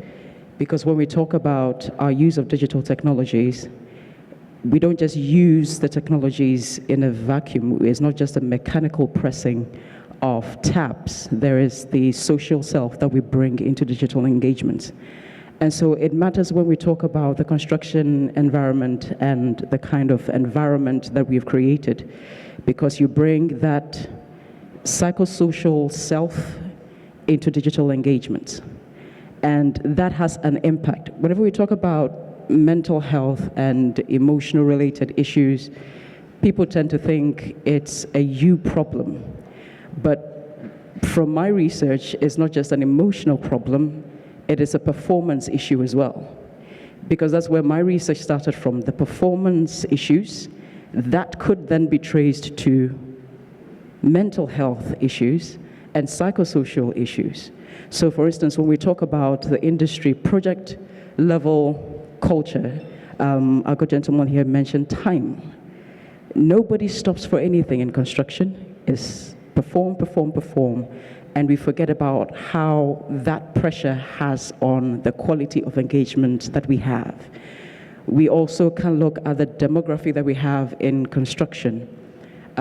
Those who are conversant with the use of technologies, those who are not, those who are somewhere in between, and the implication that has for, again, the quality of our digital engagement. What happens when we are introducing the digital processes and tools and systems, as many as they are, and we all know every day new programs are coming out, new softwares are coming out, that pressure, because it's an ending loop that we have to put people through. And a lot of, when I was reading the report, a lot of companies will say they're offering training. But when we measure that in reality against time, the time and the performance to time on our projects, nobody has the time to actually train you well and long enough for you to be as proficient as you need to be able to use these technologies. So you're looking at taking people through a cycle of apprehension, stress, the anxieties, the frustrations that we have when we're using all of these technologies. And when you add the layer of the long hours that we spend on projects, you then begin to have a bit of understanding as to why we need a bit of empathy in the way we are designing our digital tools in the construction industry. We have this idea of it's a hard, brutish environment, and we seem to have carried that same mentality into the way we design our technologies. Does it need to be as complex as it is currently, or can we look at the ways in which we can incorporate the way we design our technologies into our way of being? And when we talk about our way of being, we're talking about the many individual qualities and characteristics that we all have. So many people have different ways of neurally processing information, processing digital experiences. A lot of us have different cognitive ways of interaction needs that we don't really factor into. Who is the average construction worker when it comes to designing these technologies? A wonderful lady here wrote a brilliant post on LinkedIn over the weekend. It becomes easy to just standardize people, to be able to design for people, but we are all not, we cannot be straitjacketed into one. We are all so different. And the way we are going with artificial intelligence, quantum computing, we do not have the excuse. We now have the capability to begin to look at designing our technologies such that they respond to our individual ways of being. And then also we need to also look at our way of doing, how construction workflows actually are, so that the frustrations that we have in working with tools that I might as well have done it manually. It would have been easier and straightforward to do it than going through all of these winding, multiple tabs just to do the one thing that probably I could have just. So we need our technologies to respond to our industry. Who is the average construction worker?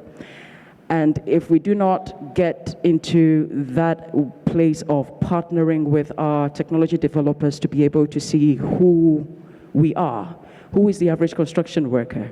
Can we even put that into a box? And how can we begin to consider such expansive provisions such that we are able to cover as much as we can, so that it's not that much of a burden as it needs to be or as it currently is.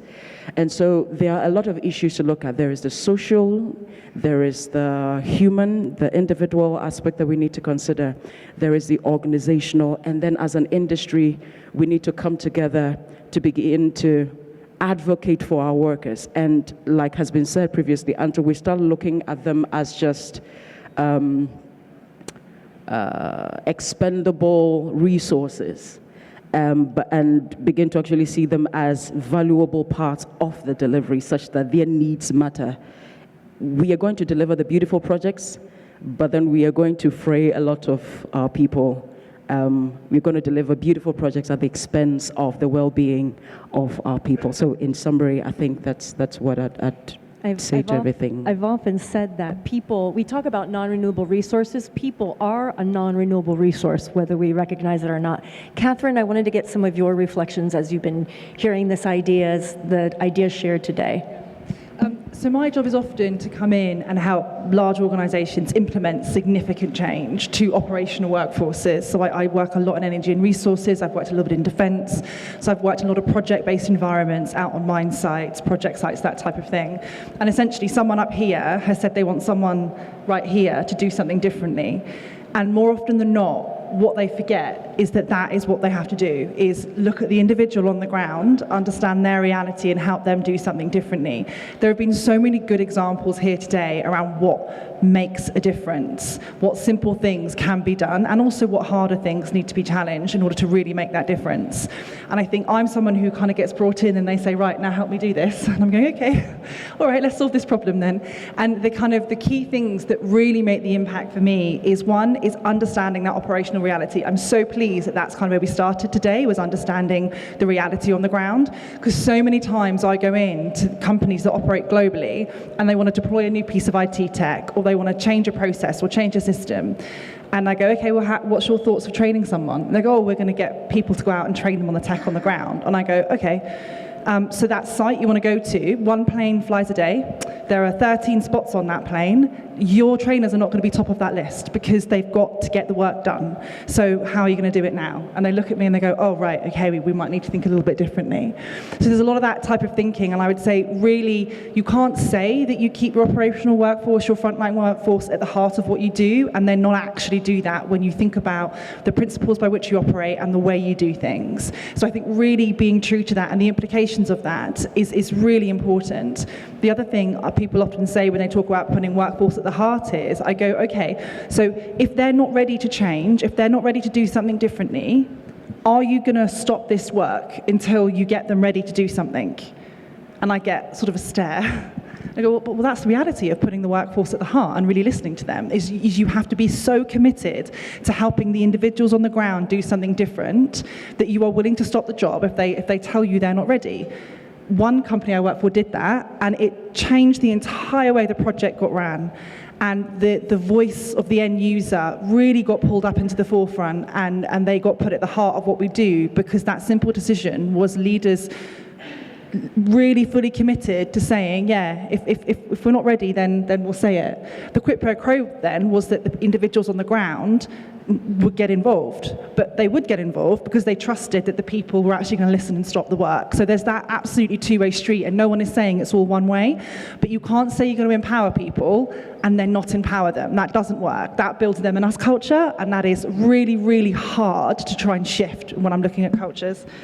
Really listening to hear and understanding what needs to change, not what just you would like to change is the other thing, and not with your predetermined ideas of what you would like as an outcome, is really, really important. I myself have been in a situation where there's been no bathroom, and I've sort of been on a mine site thinking, what am I going to do? How am I going to work this? And it's not fun. And understanding the stresses that puts on people is really, really difficult. I was talking to my colleague Stu, who's had some experience. He's from the industry, and he was telling me about how the one thing that would make a difference when he was on site was they had cones that kept on blowing over. So they said to leaders, do you know what would be really good? Is we wouldn't have to come in every single morning and spend half an hour putting cones back up that have blown over, right? You can't hear that and then not do something about it. I think taking action is so critical, and that is the next point on my list, is you can't say you want to listen and then not do anything. Some things are going to be easier, some things are going to be harder. Most people know there will be budgetary constraints, right? When you talk to people, they're not stupid. So being really transparent of what you can do, that's a quick win, and also being really transparent of what you can't do yet, or what might take longer. For example, changing to a more flexible work structure. will take longer. So you can't ask people for their views, they tell you that, and then you sort of put that in a too difficult box and pretend no one heard it. Often transformation and changes can be perceived as these little sort of get the management consultants in, work sort of up here, don't tell anyone, and then throw something over the fence, right? And one of the biggest differences I've made is have, we call it the big list. And the entire program was really transparent with everything you were doing in each quarter, where we were at, what people would see, what people wouldn't see because it's just stuff that we were doing in the background, and also where we didn't do it, why it didn't happen, and what's coming next. And just by being open and honest with people, it really, really increased trust in the program and allowed us to kind of engage and get better.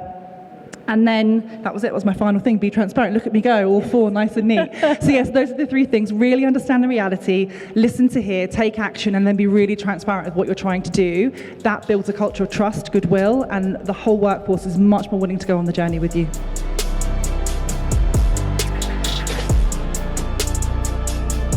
I'd like to welcome Mark Reynolds, who's co-chair of the Construction Leadership Council, to the stage. Mark.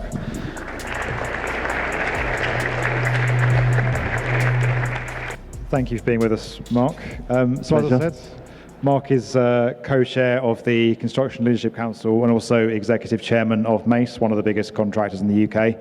I understand, Mark, you were at the Labour Party conference in Liverpool yesterday, so knows what anxiety looks like, I imagine. Mark, to kick us off, I think for people who maybe don't know the role of the CLC, can you tell us a bit about what is the CLC, what role does it play in the industry, and how can it influence change? Okay, so a couple of things, background. For those who don't know, it started in 2013. It started as a coalition between government and the industry to try and bring about change. Fundamentally, it was looking at cost, schedule, environmental and business models. So that's how it started. The evolution was with David Higgins and Vince Cable, that then Andrew Woolstone took it over with David Pryor, Lord Pryor at the time, which was, I think the second iteration was quite transformational for the industry that we don't even realise, and it was the 160 million government investment in innovation, which many organisations participated in, and I think actually got the sector talking about modern methods of construction, safety, amongst many other things, but I think innovation, it really sparked that innovation.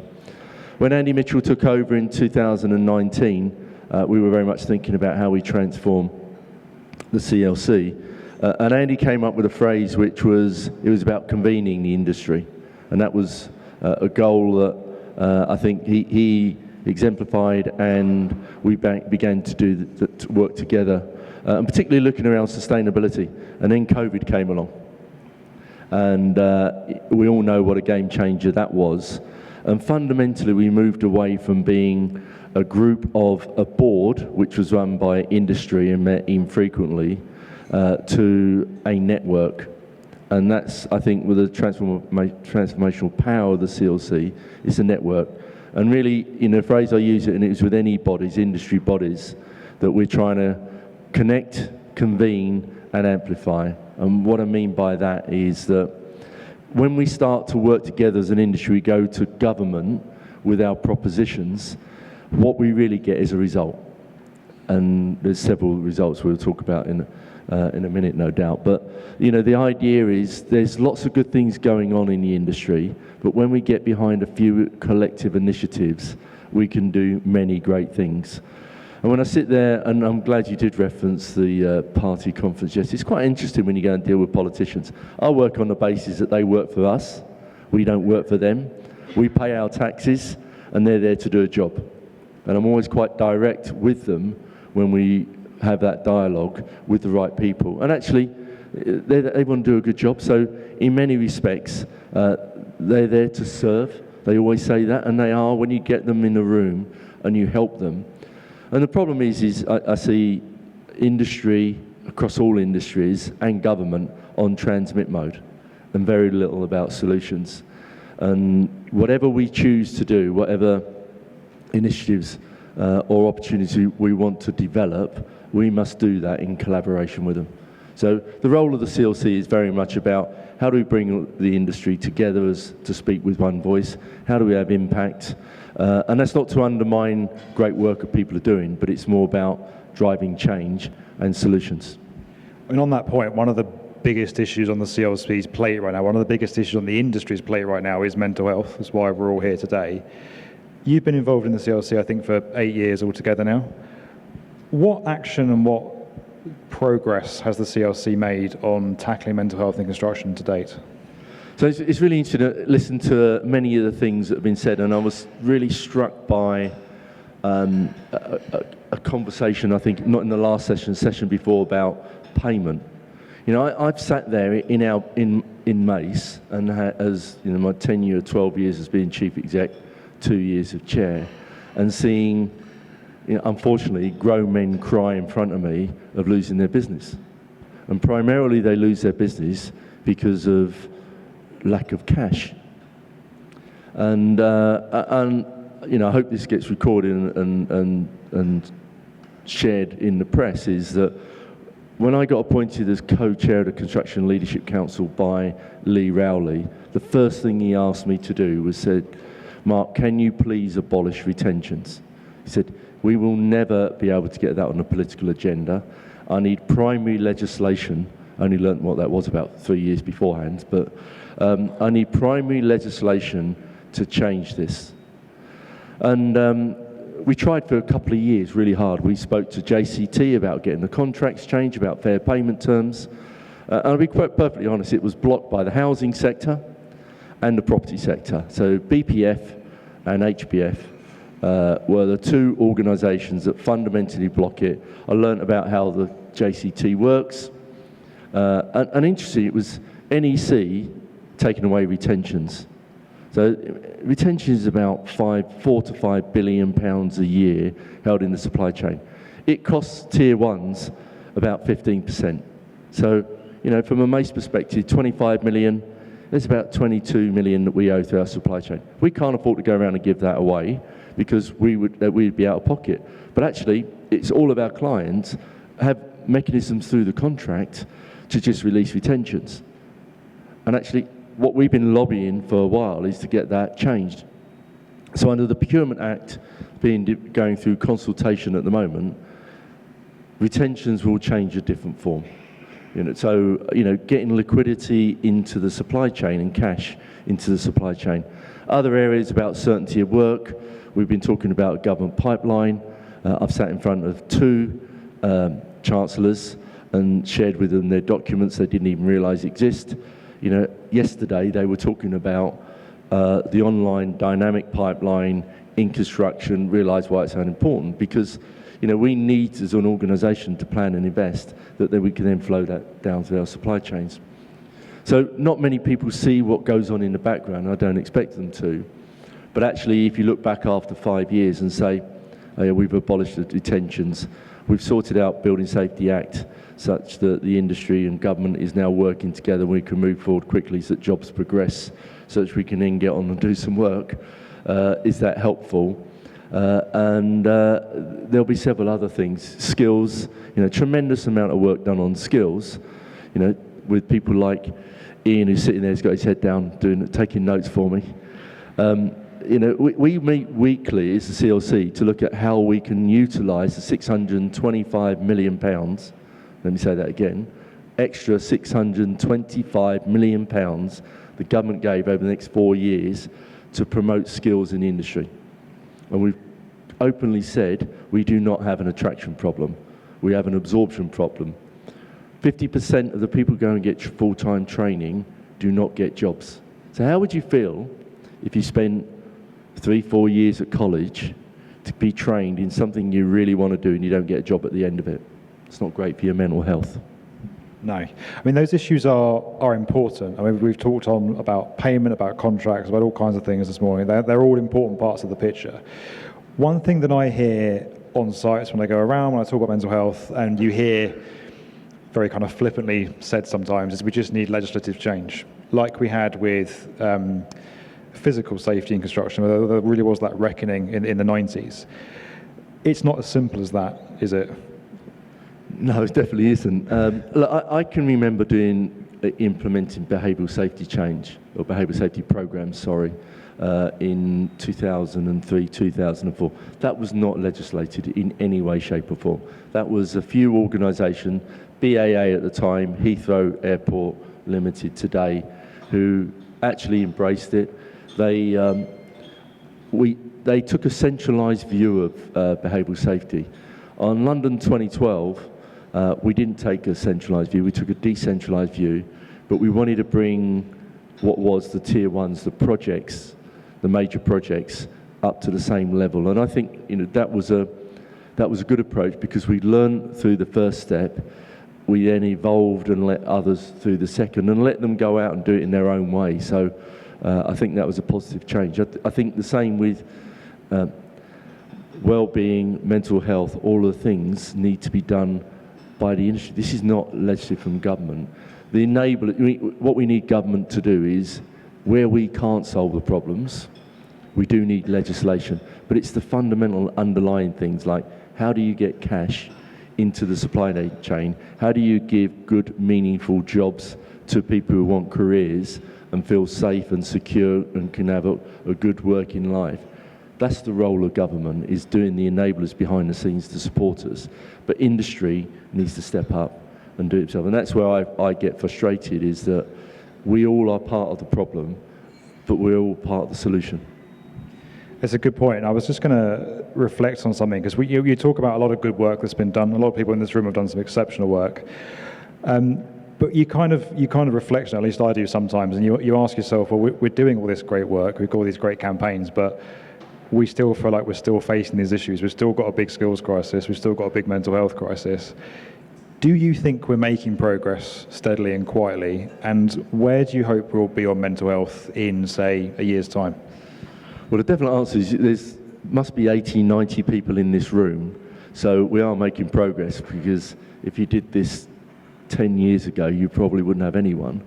The fact that people are talking about it, I think, is really important. The challenges I've been facing with the team is that, what can we do differently in order to make change?